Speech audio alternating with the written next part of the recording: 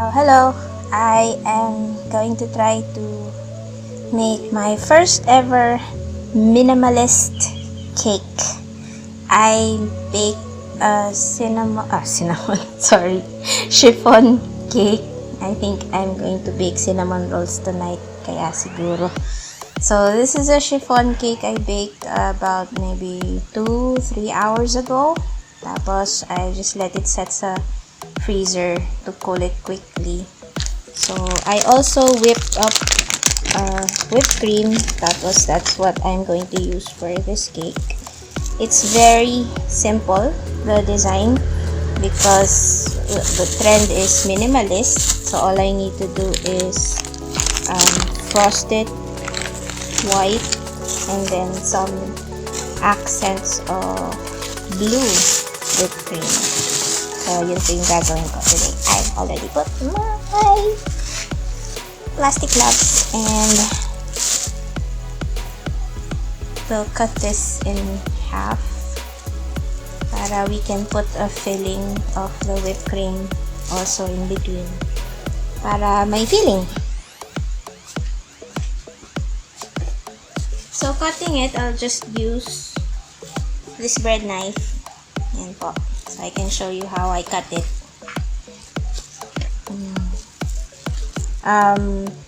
Una po, cut ko lang siya sa side na kita ko, and then from one end to the other end, dapat lulusot din yung bread knife. Tapos paikot lang po ang cut para level. Okay, so I'll show you how I do that now. Cut all the way. Yan po. So, kita siya on one end and the other end of the knife. Tapos, paikot na po yung cut natin sa cake. It's important that you see the other end of the knife para kita mong level. So, like here, this end has to be level with this end. So, nakikita mo na nakat siya all around. Tapos, yan na yung guide mo to cut it hanggang sa gitna and then through. And now you have a leveled cake cut using a bread knife. Tada! So, yan po yung chiffon cake na binake ko kanina. And it's cool already. And I can fill it with whipped cream. Now, for some recipes or for some cakes, they put jam or fruit preserves, but for this particular cake, whipped cream lang daw. So, we follow, and that's what we do. So, I've whipped some cream. I'll put that there. Yeah. And then I'll use an offset spatula. This one. Offset spatula. Para mapantay siya. So, swish side to side lang. And make sure na hindi nyo po siya masyadong ipe-press down. Kasi pag masyadong press down tapos igigilid nyo, pumapaibabaw yung ibang frosting. Tapos kumakayod yung kabilang side ng spatula. Kaya nagkakaroon tayo ng crumbs sa frosting or sa cream or sa whipped cream. So yun po yung nagiging problem. So for this, swish it side to side at an angle para nasusmoothen nyo na rin siya sa gitna ng cake. Okay? So, makakasanayan nyo rin po yung pag tilt ng offset spatula blade. Tapos, ikot-ikotin nyo lang siya. So, generally, makikita nyo na kung pantay. Ayan. Tapos, i-guide nyo lang siya dun sa areas na tingin yung kulang. Okay? Ikot. Ikot. Ikot. Yan. So, pantay na siya. And then, we're going to put the next piece. I flip it. Ito po yung sa ibabaw, diba? So, I flip it over para po mas may contact yung, kasi yung side na po na ganito, ito po yung nauunang maluto sa oven, diba? So, there's possibility that it's drier than the one in the center. So, to avoid yung taste na medyo matigas, nilalagay ko po siya sa gitna. Tapos yung malambot yung nasa ibabaw. Para pag slice, malambot yung kagat. Okay. Next is we're going to frost yung outer part na ng cake. This is a technique that I do. There are other ways. Pwedeng naka-piping bag. Pwedeng yung gilid muna. Or pwedeng ganito. Ito yung third sa options na pwede mong gawin na pang frost. So, it's like putting everything on top first. Then, press it down. Yan. Use the spatula pa rin to press down. Paikot nyo po siyang baba para hindi makalat. Tapos yung lumalampas sa sides ng cake, yan yung gagamitin nyo to frost the sides. Kaya po marami yung nilagay natin on top.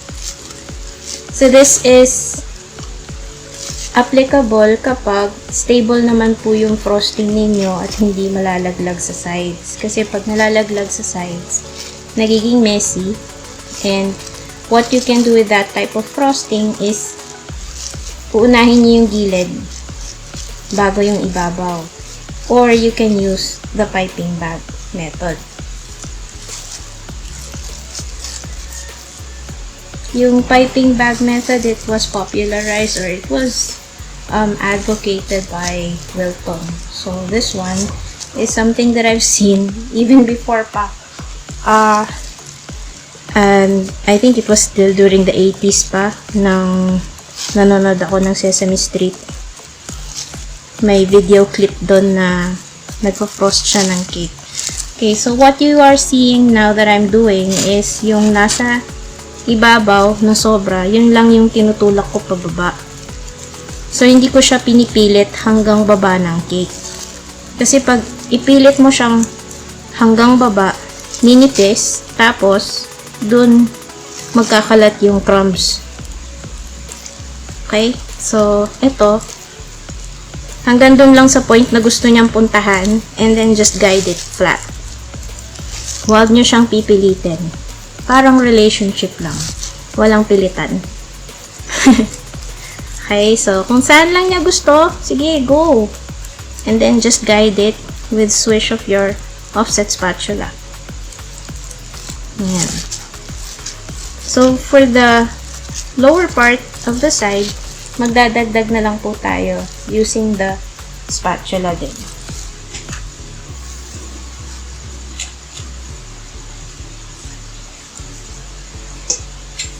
Okay, so I cleaned out or I swiped off the excess dun sa blade. I swiped here. And then I'm going to get just a bit. Mga ganito lang po. Yan, ganyan. Tapos, itatapat ko lang siya dun sa areas na gusto kong palamanan pa. It doesn't need to be level agad. Basta lang magkaroon muna. Tapos saka natin papantayin.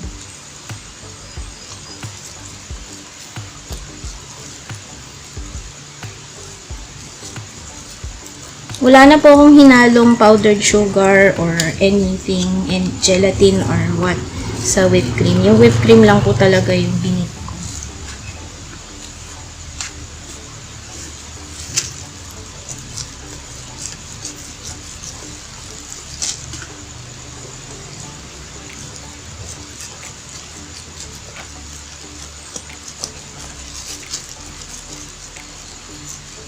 Yan.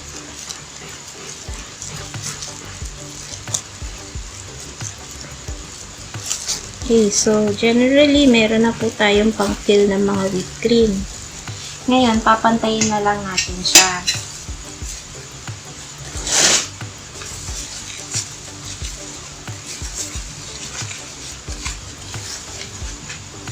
To make sure na level po yung sides, kailangan yung blade ng spatula ninyo mas matangkad sa side ng cake para isang hagod lang, pantay na kaagad. Pero in this case, since medyo makapal pa siya, yung back and forth na swish ng spatula like this, kailangan pa rin natin gawin para nag-guide niya yung whipped cream around it. Yan po.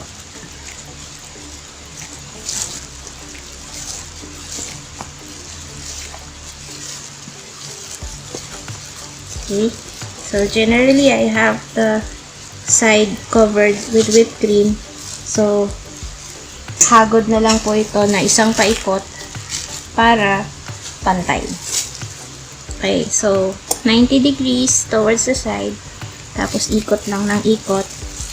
Yung sobra po na nakukuha ng spatula like this one, just put it back sa whipped cream bowl nyo. Okay? To clean the bottom, pag ganito po yung blade. Tapos, paiikutin nyo siya. Okay, so, paikot lang po. Tapos, yung sobra na nakukuha ng spatula, you'll just put it back sa bowl. 90 degrees, paikot again, hanggang sa pumantay na siya.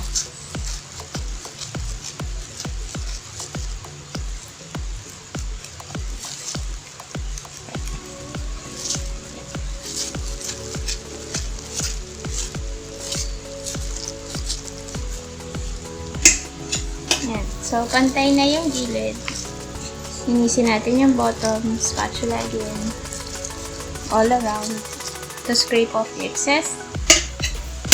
Yan. Tapos, one more. Paikot. Tapos, smooth na siya. Yung nasa taas na nag-overlap, what you're going to do is, parang, you'll just guide it towards the center ng cake. So, from side, spread it to center. Side to center. Side to center. Then, scrape, clean the blade. Side to center. Scrape, clean the blade. And, ayan. So, pantay na siya. So, ngayon, I'll just mix some food coloring on a bit of whipped cream. Tapos, yun na po yung pang swipe ng color sa ibabaw. That's what I'll do now.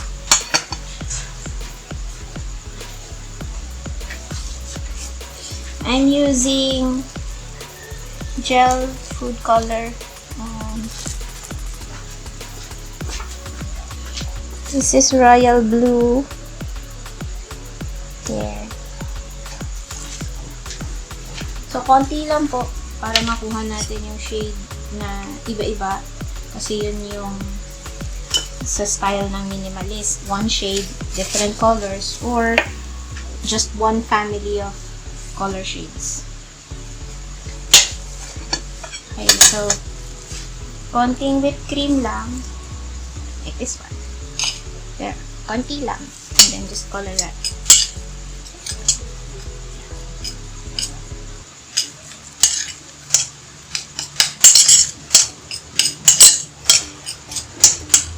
So, you're going to start with this one as the darker shade. And then, just add a bit of the whipped cream to get the lighter shades.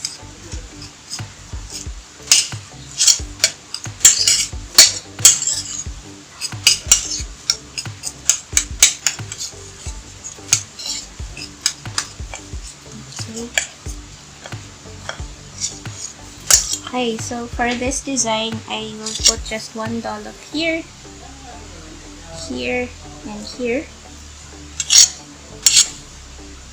So I have 1, 2, 3.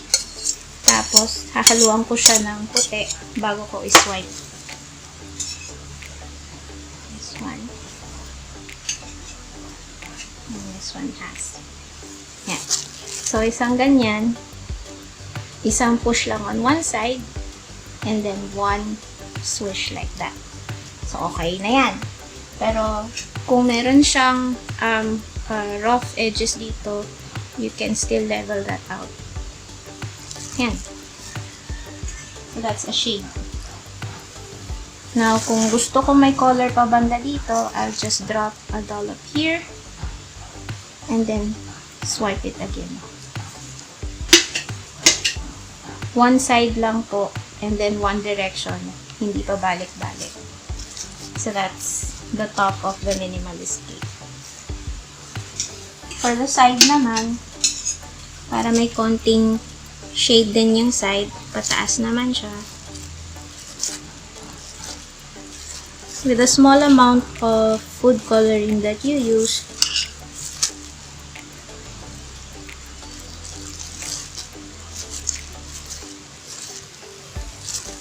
that's just about as much as you need.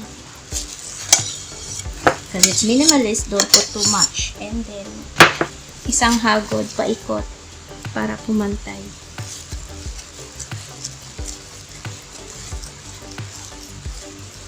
And there you have it. So now, all I need to do is write a message on top. And that's the Minimalist Cake.